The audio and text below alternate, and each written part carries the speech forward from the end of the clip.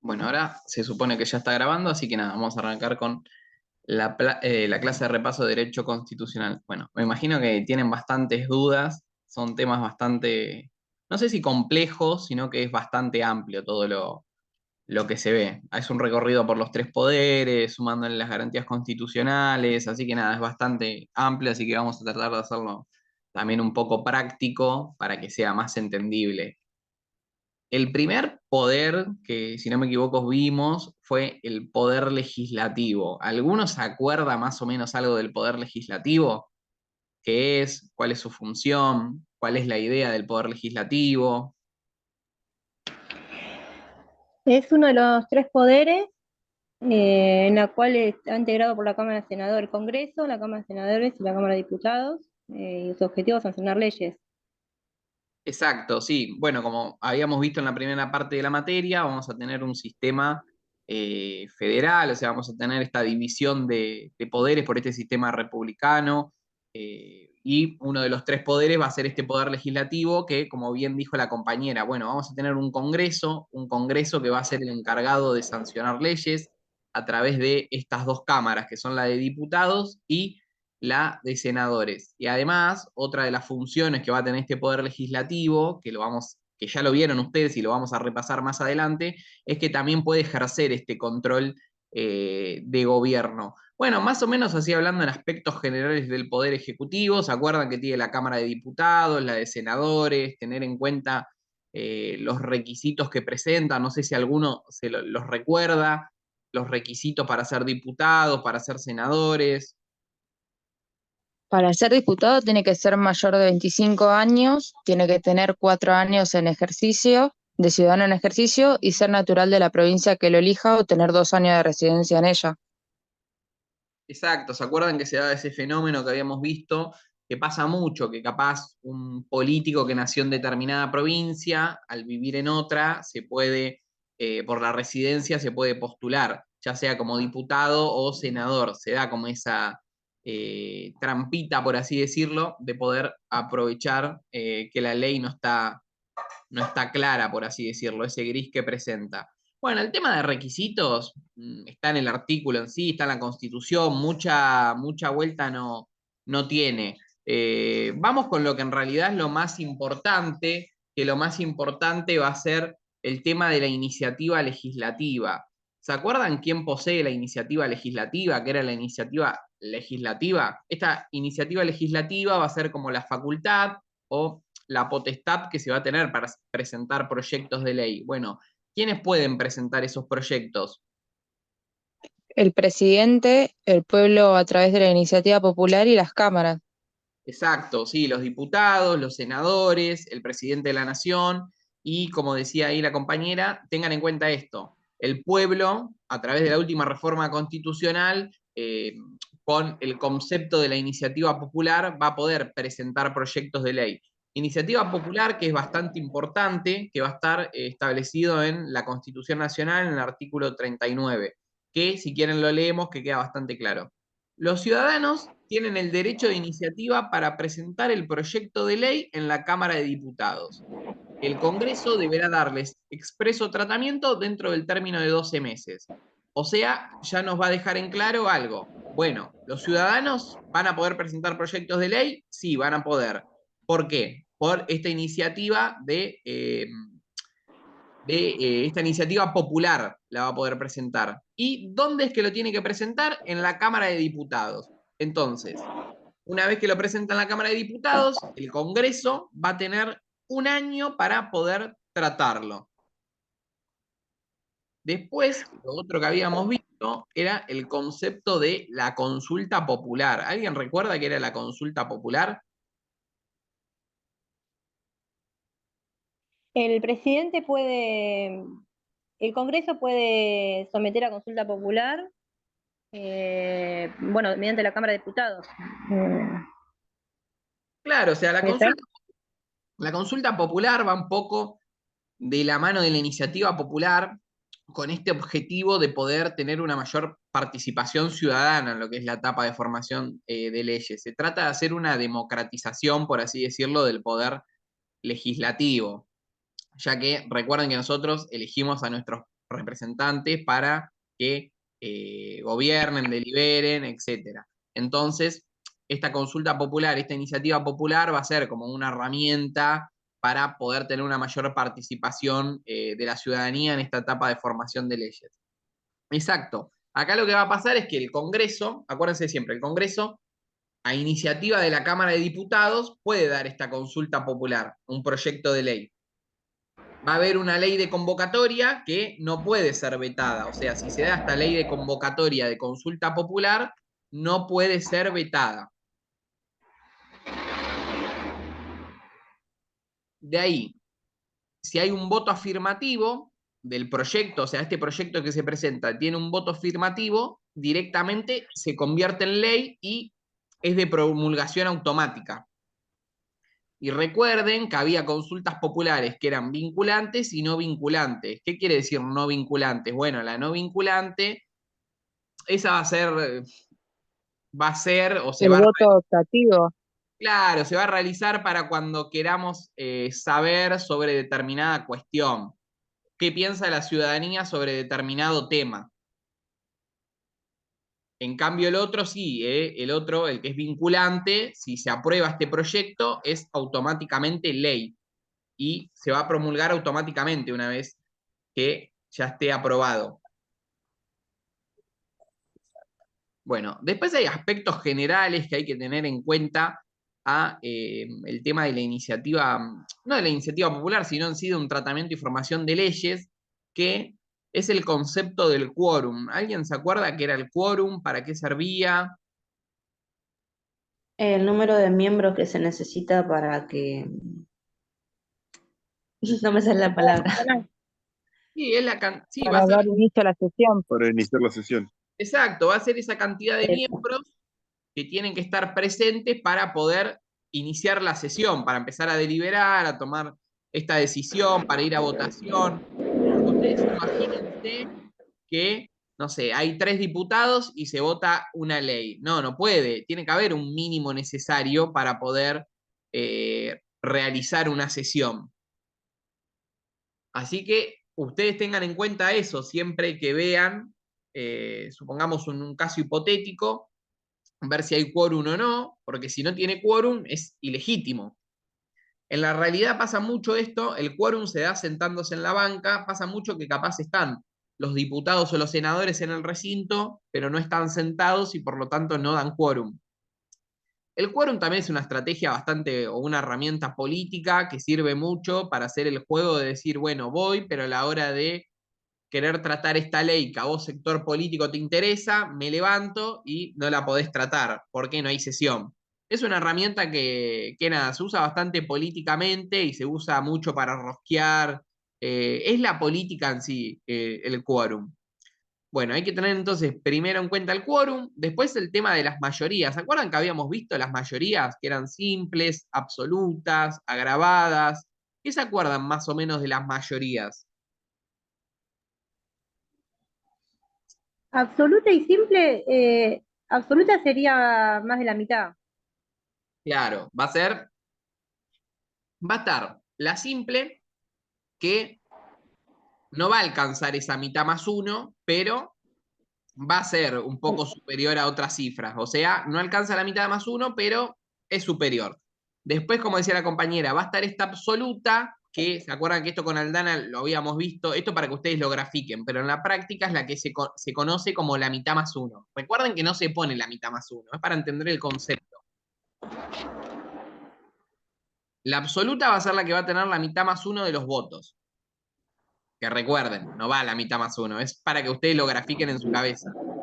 Y después va a estar grabada, que la mayoría grabada es la que nosotros más vimos a lo largo de la materia, que era aquella que refleja los 2/3 de los miembros. ¿Se acuerdan cómo podían ser esos 2/3? Que había 2 variantes.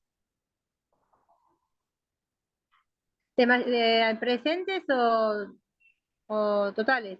Claro, va a estar los 2/3 de los miembros presentes o de la totalidad de los miembros. ¿Se acuerdan eso? De toda la Cámara sería. Recuerden que cuando lo habíamos visto en reforma constitucional, por ejemplo, que se había dado esta disyuntiva de, bueno, qué totalidad se usaba, qué mayoría agravada se usaba. Bueno, la mayoría agravada, cuando, por ejemplo, si se pide la totalidad de los miembros, va a ser una mayoría de cada cámara, va a ser una mayoría más agravada, ¿se entiende? ¿Por qué? Porque se va a necesitar sí o sí cumplir con un requisito que es más rajatabla para poder votarla, es como el más complejo de lograr. Al tema de las mayorías también denle importancia, ¿por qué? Porque, como habíamos visto, por ejemplo, el tema de reforma constitucional solamente se hace con estos 2/3. Después, lo mismo va a pasar en otras temáticas que ahora vamos a repasar, que solamente tienen que tener los 2 miembros, ya sea de los miembros presentes o de la totalidad de los miembros de cada cámara según el caso. Pero recuerden que hay algunos conceptos o algunos casos que sí o sí tienen que tener esta mayoría grabada para ser aprobada. Bueno, hasta ahí vamos bien en poder legislativo. Gastón, Sí. una consulta. ¿Ya? En la mayoría absoluta, o sea, ¿va a estar mal si ponemos que se identifica con la mitad más uno? Porque yo no tengo otra cosa anotada.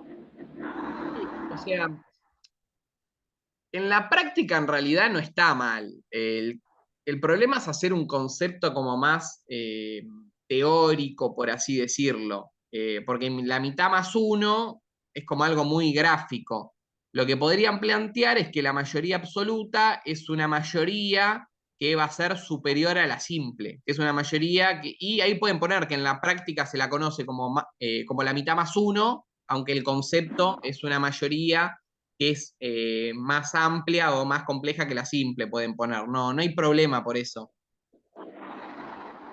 El concepto de la mitad más uno es para que ustedes lo puedan graficar a la hora de entenderlos, que en la práctica se lleva eso en la mayoría absoluta. Bueno, después otra de las cosas que vimos es el tratamiento legislativo en el Congreso. Bueno, esto obviamente va a ser cómo es que se trata una ley en el Congreso. Sabemos que cuál es la regla general, quién es lo único o quién es el único que puede legislar en este país, en Argentina.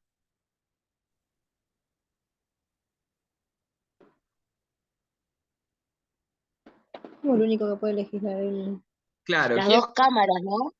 claro, o sea, en este país la regla general es que la sanción de leyes la hace el Congreso. Ah, Por lo tanto, por lo tanto, otra regla general va a indicar que un proyecto de ley lo va a poder iniciar cualquiera de las dos cámaras. Entonces ya sabemos eso. ¿Quién hace las leyes? El Congreso. ¿Qué cámara? Bueno, puede presentar un proyecto de ley, cualquiera se puede iniciar en cualquiera de las dos cámaras. Pero va a haber requisitos que yo acá se los marqué, así los vamos viendo. ¿Cuáles son aquellos proyectos de ley que sí o sí se presentan en la Cámara de Diputados? Las leyes sobre contribuciones, las leyes sobre reclutamiento de tropas, algo que quedó, esperemos que haya quedado bastante lejos. Leyes cuyas propuestas son instaladas por ciudadanos en el ejercicio de su derecho a iniciativa popular, o sea, lo que vimos recién. Las leyes cuyas propuestas son iniciadas por los ciudadanos en el ejercicio de la iniciativa popular se inician por diputados. Leyes mediante las que el Congreso decide someter un proyecto a consulta popular, o sea, las leyes que van a una consulta popular, los proyectos que van a una consulta popular, también son a iniciativa de la Cámara de Diputados. Entonces, repasamos. ¿Cuáles son aquellos proyectos de ley que se inician en la Cámara de Diputados? Bueno, las leyes sobre contribuciones, leyes sobre reclutamiento de tropas, leyes cuyas propuestas son instadas por ciudadanos en el ejercicio de su derecho a iniciativa popular, leyes mediante las que el Congreso decide someter un proyecto a consulta popular. Entonces, siempre que se den estos supuestos, se van a iniciar en la Cámara de Diputados. ¿Cuándo se inicia en la Cámara de Senadores? Bueno, cuando hay leyes de materia de coparticipación federal, que eso va a estar establecido en el artículo 75, inciso 2, que se acuerdan que establecía el artículo 75, que eran las facultades del Congreso. Después, leyes que proveen al crecimiento armónico de la nación y las leyes que promueven políticas diferenciadas para equilibrar el desigual desarrollo relativo de provincias y regiones. Un claro ejemplo puede ser una ley que busca promover una economía regional. Bueno, una ley que busca promover una economía regional va a estar iniciada por la Cámara de Senadores.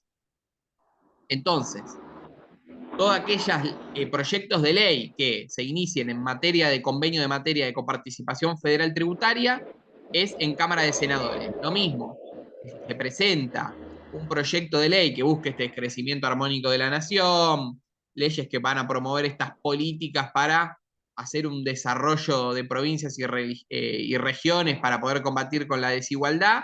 También, por ejemplo, un proyecto de economía regional para promover la economía regional va en la Cámara de Senadores. Esos son los supuestos de la Cámara de Senadores. Y recordamos que va a existir este concepto de Cámara Revisora y de Cámara de Origen. Supongamos que vamos a presentar un proyecto en el Senado, esa va a ser la Cámara de Origen. ¿Por qué? Porque se inicia ahí. En la Cámara donde se inicia es la Cámara de Origen. Por lo tanto, la segunda Cámara, en este caso, si iniciamos en senadores, que es la Cámara de Origen, la Cámara de Diputados va a ser la revisora.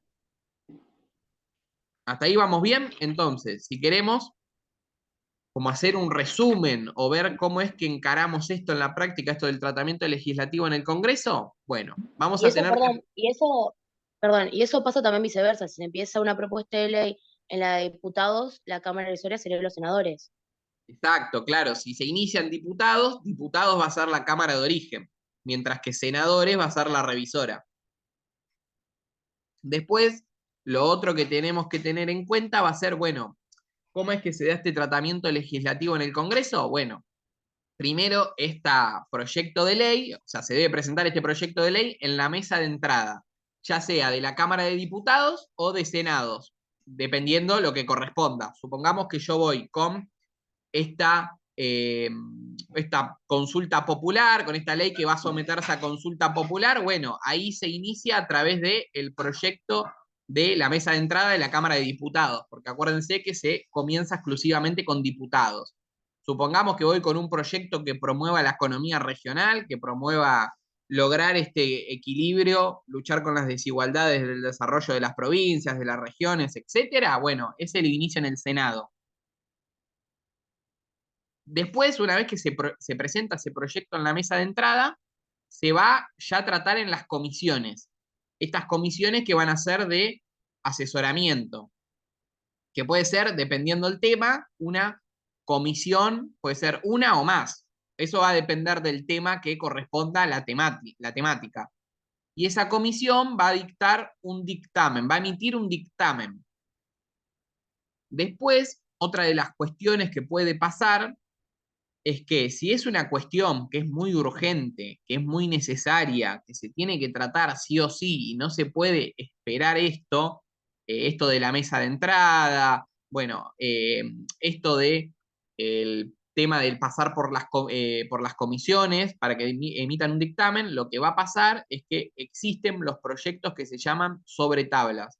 O sea, siempre que haya una urgencia o un caso de relevancia, se tiene que presentar sobre tablas. ¿Qué significa sobre tablas? Bueno, que se va a tratar directamente en la Cámara sin haber pasado por las comisiones. Después, acá esto que lo habíamos sacado del hermoso Power que había hecho Aldana, eran como un poco las variantes, que esto si quieren lo leemos. Dice, ¿qué pasa si la Cámara de Origen aprueba el proyecto y la Cámara Revisora aprueba el proyecto? Bueno, ¿qué pasa en ese caso? Se promulga. Exacto, se promulga. Ya, o sea, se promulga, no, está aprobado y Está después aprobado. tiene que el presidente de la Nación promulgarlo o vetarlo. Después, se aprueba el proyecto y en otra Cámara se rechaza, va a tener que esperar. Va a tener que esperar, no puede volver a tratarse, tiene que esperar en ese año, tiene que esperar un año para volver a tratarse. Lo mismo que si es rechazado totalmente. Bueno, si es rechazado totalmente, no se puede volver a tratar, tiene que esperar un año.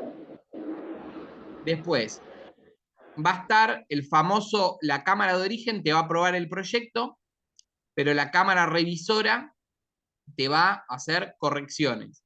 Va a haber algo que no le gusta, algo que quiere cambiar o algo que quiere agregar.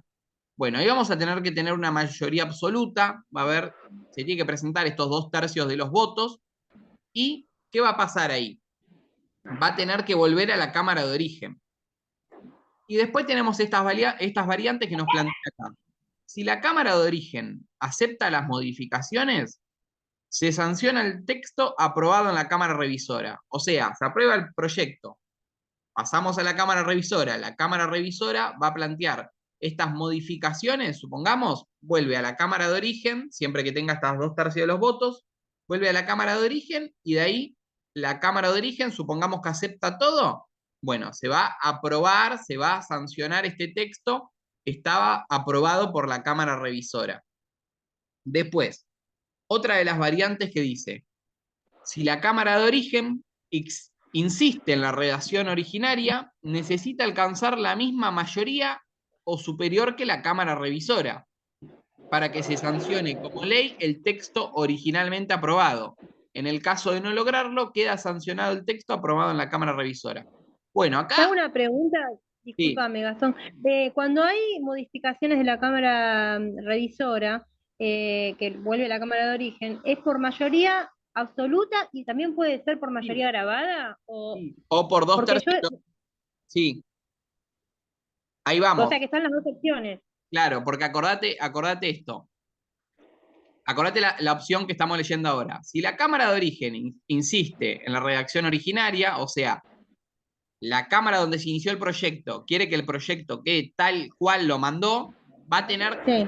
necesita alcanzar la misma mayoría o una superior. Supongamos que se aprobó con la mayoría absoluta. Ah, O una claro, superior, o sea que puede conseguir los 2/3 de los votos, que la claro, Cámara Revisora. O sea, si yo claro. consigo los mismos votos o más que la Cámara Revisora, para que se sancione como ley el texto originalmente aprobado, bueno, y va a decir, ya sancionado el texto aprobado en la Cámara Revisora. ¿Por qué te da esta Claro. opción? Porque supongamos que sea con la mayoría grabada de 2/3, entonces vos sí o sí estás obligado a tener esos 2/3. ¿Se entiende? En cambio, Claro, sí, sí, sí. acá te da la opción, así que son los dos. Y después, acá Aldi había escrito, en ningún caso podrá la Cámara de Origen desechar totalmente los proyectos modificados por la Cámara Revisora ni introducir nuevas adiciones o correcciones. Bueno, esto es bastante simple, lo pueden ver del cuadrito, se estudian las variantes, se puede llegar a ver, por ejemplo, qué pasa, no sé, en un tratamiento legislativo, cuáles son las variantes que pueden existir, que son estas, no son mucho más. Eso es bastante, en la práctica igualmente si quieren ver, pueden ir chusmeando y ahí van viendo y van a ver que siempre surgen estas variantes, no hay mucho más, es bastante simple. Sale, si el proyecto está aprobado 2 veces, ya está, se aprobó este proyecto de sanción de ley. Después, si uno lo aprueba y otro lo rechaza, y bueno, ya hay que esperar un año directamente. Si se rechaza en su totalidad, también tiene que esperar un año para volver a presentarse. Y lo más complejo pasa cuando uno lo aprueba y el otro le quiere hacer modificaciones. Ahí van a estar estas variantes que nosotros planteábamos. Bueno, se puede llegar a dar que la Cámara de Origen acepte estas modificaciones y ya está. Se va a sancionar este texto aprobado por la Cámara Revisora una vez que se vota. En cambio, lo otro que te puede pasar, que ahí sí es lo más complejo, si quiere mantener el proyecto inicial, el proyecto que desde un principio la Cámara originaria puso en juego, bueno, ahí sí, va a tener que tener la misma cantidad, o sea, la misma mayoría que la Cámara revisora o una superior para que pueda aprobarse este proyecto de ley. Y bueno, si no se logra, va a quedar, no queda sancionado este texto por la Cámara revisora. Bueno, después acá está el tema de la insistencia del Poder Legislativo. Bueno, lo que puede llegar a pasar. El Poder Ejecutivo va a tener esta potestad de vetar, esta potestad de promulgar. ¿Qué va a pasar, por ejemplo, si el Poder Ejecutivo veta? Todas estas cosas, igualmente, si quieren, para no trazarnos, como son textuales, o sea, no tienen mayor complejidad, todo esto lo pueden leer e ir analizando. Esto no tiene mayor complejidad y hay temas que capaz tienen más relevancia para lo que vimos en el curso. Por ejemplo, las atribuciones de las cámaras y sus miembros. ¿Se acuerdan que esto lo habíamos visto? Que había atribuciones que son tanto de la Cámara como de los miembros. ¿Qué quieren decir atribuciones de la Cámara? Bueno, la Cámara de Diputados va a tener sus atribuciones, la Cámara de Senadores va a tener sus atribuciones. Ellas las habíamos visto en clase y las habíamos como diferenciado. Había, la primera, mejor dicha, plantea, son juez de las elecciones, derechos y títulos de su miembro en cuanto a la validez. Bueno, les va a dar un título, por así decirlo, les va a dar un cargo, van a tener derechos por ser miembros de estas cámaras. Después, cada cámara va a poder dictar un reglamento, va a haber un reglamento que va a ser propio de la Cámara de Diputados como de la Cámara de Senadores. Esos reglamentos van a tener cuestiones internas, cuestiones organizativas, cuestiones también disciplinarias, que eso es a lo otro que vamos a ir ahora. Otro de los puntos de las atribuciones que va a tener cada Cámara es, por ejemplo, que puede corregir a cualquiera de sus miembros. ¿Qué significa corregir? Bueno, siempre que haya un desorden en la conducta o en el ejercicio de sus funciones, se lo va a poder corregir. Mayormente, ¿pasa esto? Y no pasa tanto, pero bueno, se puede también remover, o sea, una de las atribuciones que tiene la Cámara es que se puede remover, ya sea un diputado o a un senador por inhabilidad física o moral sobreviviente y su incorporación. Bueno, la cuestión moral hoy en día mucho no refleja porque la moral de antes no es lo mismo que la moral de ahora, entonces lo que es la moral no se tiene tanto en juego. Por inhabilidad física también es muy cuestionable. Por ejemplo, Menem, hasta el final de sus días, estuvo en un cargo y no podía ni levantar el dedo. Entonces, es como también muy raro. Son atribuciones que existen, pero que en realidad no se llevan tan a cabo. Después van a estar las otras atribuciones que se puede excluir o aceptar la renuncia. Se pone la renuncia a disposición y se puede aceptar. Acuérdense que esto tiene que ser aprobado, obviamente, por la Cámara. Supongamos, no sé, que pasa alguna cuestión, bueno, se puede remover. Supongamos que hay una inhabilidad física, que esta persona tiene un diputado tiene una inhabilidad que no puede seguir en sus funciones, que no puede seguir con estas atribuciones que tiene, entonces se tiene que dar la remoción. Mayormente el más común de todos estos es el de la renuncia. Es muy raro que haya una remoción. El más concurrido, el que más pasa en la realidad, es el de la renuncia. Bueno, y después va a haber atribución de los miembros, o sea, por pertenecer a cada cámara vamos a tener atribuciones propias. Una es la inmunidad de opinión. ¿Qué significa la inmunidad de opinión? Bueno, yo siendo diputado nacional, tengo una inmunidad de opinión, o sea, lo que yo digo no puede ser usado en mi contra. No pueden llevarme a juicio por lo que yo establecí en el debate de un proyecto de ley. Es por eso que se plantea esta inmunidad de opinión. No puede usar usado en mi contra lo que yo planteé en el debate. Después va a haber una inmunidad de arresto. O sea, ¿qué va a decir el artículo 69? Bueno, el artículo 69 va a dejar en claro de que no se puede arrestar, que van a tener una inmunidad de arresto. Excepto, va a tener excepciones obviamente, que va a ser cuando se encuentre infraganti en el delito. Supongamos que nosotros vemos a un diputado realizando un robo a mano armada o se lo encuentra haciendo un homicidio a plena luz del día, bueno, ahí se lo va a encontrar haciendo un delito de manera infraganti. Por lo tanto, en ese caso, la inmunidad de arresto se perdería. Después, el tema de delitos con penas infamantes o delitos con penas aflictivas, obviamente quedó bastante viejo. Después, va a haber una inmunidad en el proceso que es el desafuero. ¿Qué es el desafuero? Si quieren, ahora busco el artículo 70 y lo leemos tal cual. No sé si está viendo lo que estoy buscando. Ahí está. No sé si se ve la pantalla, pero bueno. El artículo 70 dice, cuando se forme querella por escrito ante las justicias ordinarias contra cualquier senador o diputado, examinado el mérito del sumario en juicio público, podrá cada Cámara con 2/3 de votos suspender en sus funciones al acusado y ponerlo a disposición del juez competente para su juzgamiento. ¿Qué va a querer decir esto? Bueno, al tener esta inmunidad de fueros, no van a, y con esta inmunidad de arresto, esta persona no va a poder ir presa.